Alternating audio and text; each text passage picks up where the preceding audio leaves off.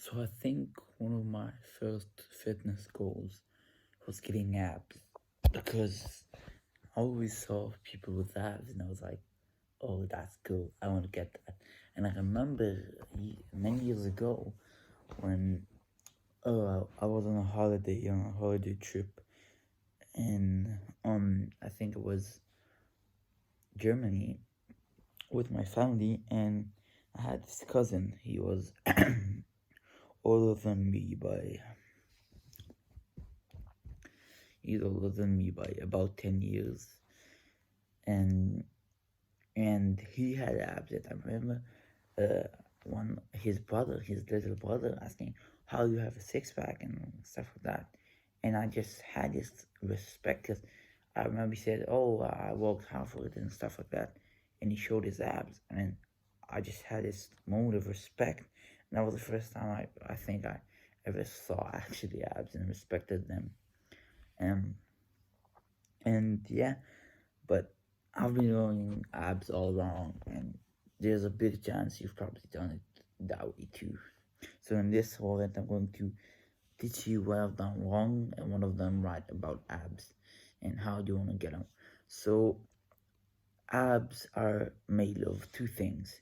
So abs are basically a muscle, the abdominal muscle, right there, and it's not only the only muscle there. There's the obliques, which is the lateral part right here, and there's like the upper and stuff like that. And all of those muscles are beneath the skin, beneath the skin.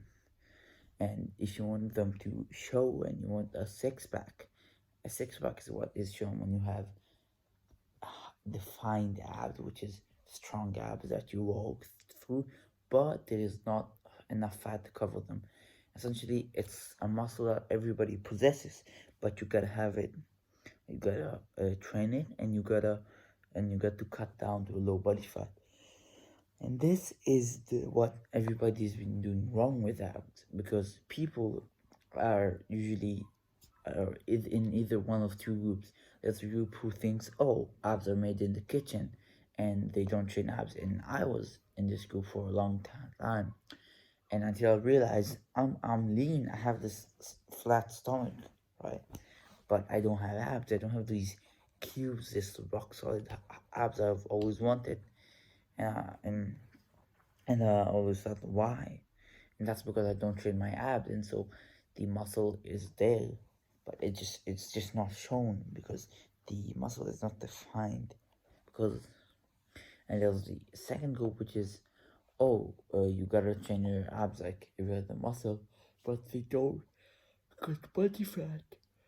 Instead, after they don't cut body fat, they think, oh, why do I have why do I have why don't I have abs if I train them?